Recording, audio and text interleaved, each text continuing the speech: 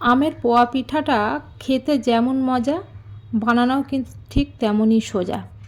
কোনো প্রকার ঝামেলা ছাড়াই কিন্তু এটা বানানো যায়, খেতেও কিন্তু দুর্দান্ত হয়।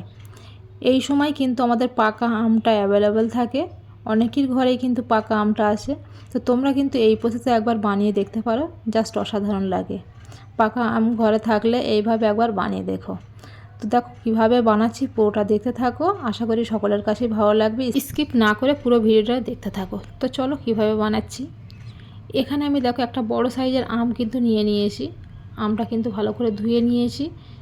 ধুয়ে আমি একটা ছুরির সাহায্যে মাঝ বরাবর আমি কেটে নিচ্ছি, কারণ ওর ভিতরে যে আঁটিটা আছে ওটা এক সাইড করে দেবো। দুই সাইডের এটা আমি পাল্পটা কেটে নিয়েছি, নিয়ে ছুরির সাহায্যে দেখো খুব ভালো করে সরু সরু করে আমি কেটে দিয়েছি।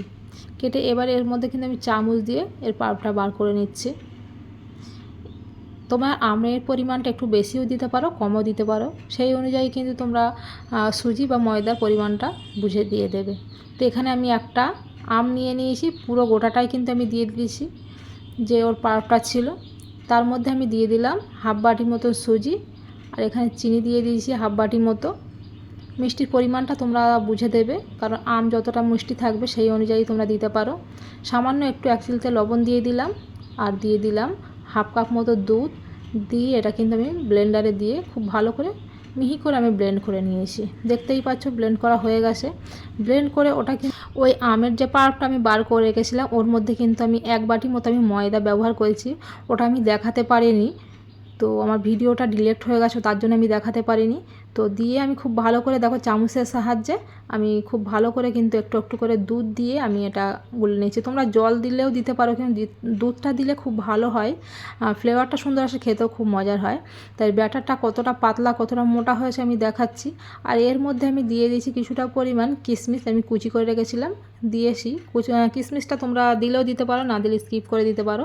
তো দেখো ব্যাটারটা কিন্তু একদম খুব পাতলাও না খুব মোটাও না, ব্যাটারটা কিন্তু খুব ভালো করে আমি ফেটিয়ে নিয়েছি।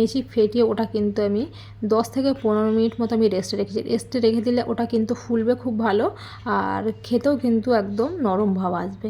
তো আমি রেস্টে রেখে তারপরে এদিকে একটা কড়াইতে কিছুটা পরিমাণে আমি তেল দিয়ে দিলাম, রিফাইন তেল দিয়ে একটু গরম হয়ে আসলে একে একে কিন্তু আমি একটা চামচের সাহায্যে দেখো অল্প পরিমাণ করে করেই দিচ্ছি। মিডিয়াম সাইজ করে আমি করে দিয়েছি সবগুলো। তো এইভাবে উল্টে পাল্টে আমি ভেজে নিচ্ছি। আর লোটা একদম মিডিয়াম টু লো হিটে রাখবে। হাইটে রাখলে কিন্তু ওপরটা পুড়ে যাবে, ভিতরটা কাঁচা থেকে যাবে, খেতে একদমই ভালো লাগবে না। মিডিয়াম টু লো হিটে রাখলে ওটা কিন্তু রোমে রোমে হলে ওটা খেতেও খুব সুন্দর হয় আর দেখতেও খুব ভালো লাগে। এই প্রসেসে তোমরাও একবার বানিয়ে দেখতে পারো, জাস্ট অসাধারণ লাগবে। আর আমার রেসিপিগুলো যদি ভালো লেগে থাকে অবশ্যই কিন্তু লাইক কমেন্ট শেয়ার করে আইডিটিকে ফলো করে দিবে। পরে আবার নতুন কোনো রেসিপি নিয়ে দেখা হবে। এখানেই শেষ করলাম। সুস্থ থাকবে, ভালো থাকবে, টাটা।